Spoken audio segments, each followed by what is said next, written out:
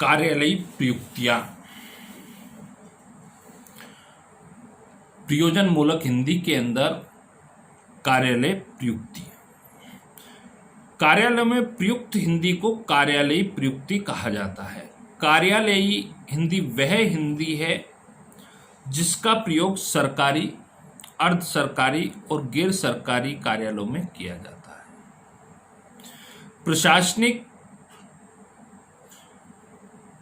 कार्यालयीय हिंदी को जानने से पहले भारत के प्रशासनिक कार्यालयीय भाषाई स्थिति के परिवर्तन को जानना जरूरी है। भारत एक बहुभाषी, बहुसांस्कृतिक, बहुजातीय देश है। भारत में समय के साथ साथ कई परिवर्तन आते गए। इन परिवर्तनों का एक कारण विदेशी आक्रमण भी रहा। 1000 ईस्वी से 1500 ईस्वी तक भारत में मुस्लिम शासन काल स्थापित हुआ। इससे भाषाई स्थिति में परिवर्तन आना स्वाभाविक ही था। विदेशी आक्रमण से अरबी फारसी का व्यापक प्रभाव पड़ा। संस्कृत की प्रभुता समाप्त होने लगी। अब फ्रांस भी अपनी अंतर क्षेत्रीय संपर्क भाषा का रूप खोने लगी।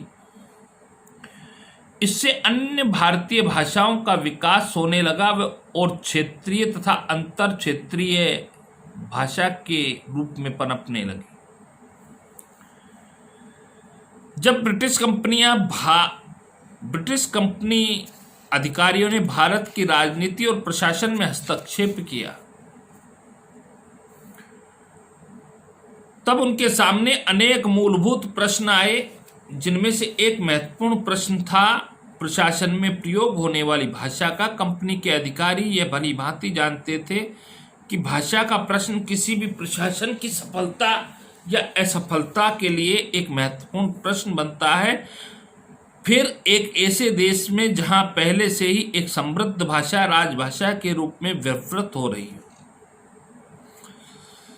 जिस भाषा के माध्यम से यहाँ की जनता सदियों से साहित्यिक, सांस्कृतिक, धार्मिक, राजनीतिक, प्रशासनिक, ऐतिहासिक अभिव्यक्ति हो रही है, वहां अकस्मात ही विदेशी भाषा का प्रशासन में प्रयोग कर देना, नई परिस्थिति उत्पन्न करना और अपने कार्यों में अवरोध उत्पन्न कर देना ही था। इसलिए प्रारंभ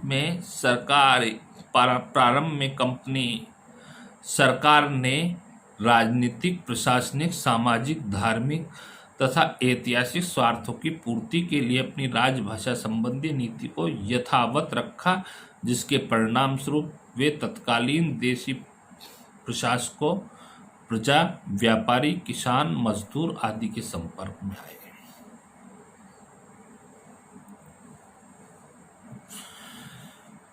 (1835) ईस्वी में लॉर्ड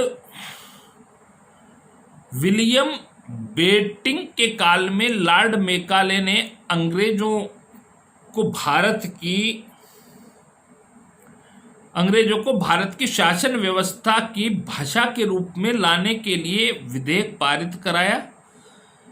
इन सब के होते हुए भी अंग्रेजी सरकारी कामकाज में हिंदी के प्रयोग में तब तक पक्षपाती रही जब तक हिंदी उनके प्रशासन के लिए आवश्यक थी। हिंदी भाषा के प्रयोग से उनके प्रशासन को कोई खतरा न पहुंचा हो। ब्रिटिश काल के हिंदी पत्रों में अदालत की कार्रवाई, अर्जी, जमानत पत्र, शर्तनामा, कबूलनामा, सनद,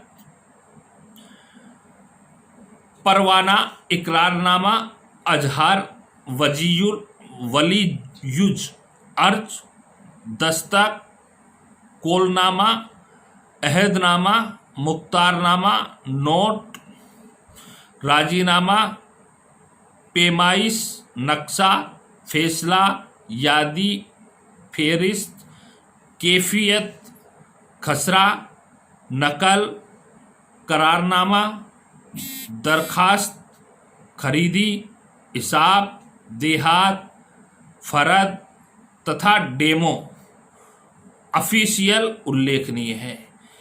इनके नमूने राष्ट्रीय अभिलेखागार नई दिल्ली में सुरक्षित हैं। स्वतंत्रता संग्राम में प्रादेशिक भाषाओं के साथ साथ हिंदी सशक्त संपर्क भाषा के रूप में सामने आई, इसलिए स्वतंत्रता आंदोलन के साथ साथ भाषा आंदोलन भी चलाया गया और हिंदी को भारत की राष्ट्रभाषा घोषित किया गया। स्वतंत्रता प्राप्ति के बाद संविधान निर्माताओं के सामने प्रश्न था, सरकारी कामकाज के लिए कौन सी भाषा राजभाषा का स्थान ग्रहण करने में सक्षम है। राजभाषा के प्रकारों को निभाने के लिए हिंदी को उपयुक्त पाया गया। संविधान की राजभाषा संबंधी महत्वपूर्ण अनुच्छेद संक्षेप से इस प्रकार है। अनुच्छेद 344, इसके अंतर्गत राजभाषा को उचित स्थान दिलाने के लिए संसदीय आयोग समिति की व्यवस्था की गई। अनुच्छेद 345, इस अनुच्छेद में राज्यों की राजभाषा के संबंध में प्रावधान किया गया है। अनुच्छेद 346, 47, एक राज्य से दूसरे राज्य या संघ के बीच स्वर संपर्क के लिए भाषाई व्यवस्था की गई है। अनुच्छेद 348, उच्च न्यायालय या उच्चतम न्यायालय के अधिनियमों, विधेयकों आदि के लिए भाषाई व्यवस्था की गई है। अनुच्छेद 349, 50, भाषा संबंधी कुछ विधियों को अधिनियमित करने के दिशा निर्देश दिए हैं। अनुच्छेद 351, इसमें हिंदी के विकास के लिए आवश्यक निर्देश दिए गए हैं ताकि वह भारत को सामाजिक सांस्कृतिक संस्कृति को वाहिका बन सके। इस प्रकार स्पष्ट हो जाता है कि हमारे संविधान निर्माताओं ने राजभाषा जैसी जटिल व्यवस्था को गंभीरता पूर्वक विचार कर कर्तव्य को उत्पन्न होने वाली समस्याओं के निराकरण के लिए समुचित व्यवस्था पहले ही कर दी। संविधान में संघ और राज्यों के बीच विधान कार्यों को 3 भागों में बांटा गया है।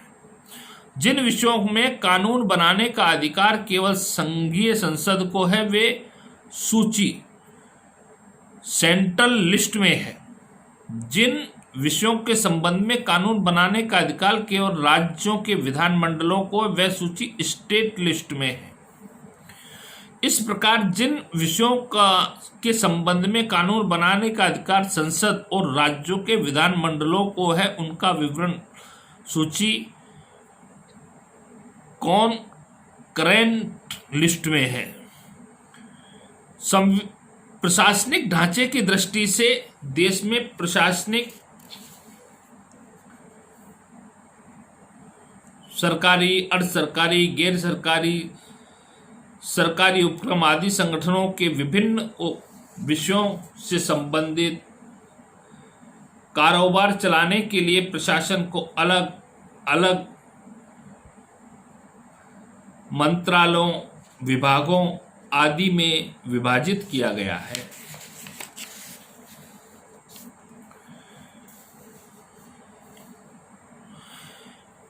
किसी भी सरकारी, अर्ध सरकारी संगठन या उपक्रम का ढांचा मिनिस्ट्री, सचिवालय सेक्रेटेरिएट, विभाग डिपार्टमेंट, प्रांतीय रीजनल, परिमंडल सर्किल, कार्यालय ऑफिस हो सकते हैं। इसके अलावा मंत्रालयेतर व्यवस्था में आयोग, कमीशन, समिति, कमेटी, संस्थान, इंस्टीट्यूट आदि होते हैं, जहां पर अध्ययन रिपोर्ट, स्टडी रिपोर्ट के साथ साथ सामान्य पत्राचार का प्रयोग भी होता है। प्रशासनिक तंत्र का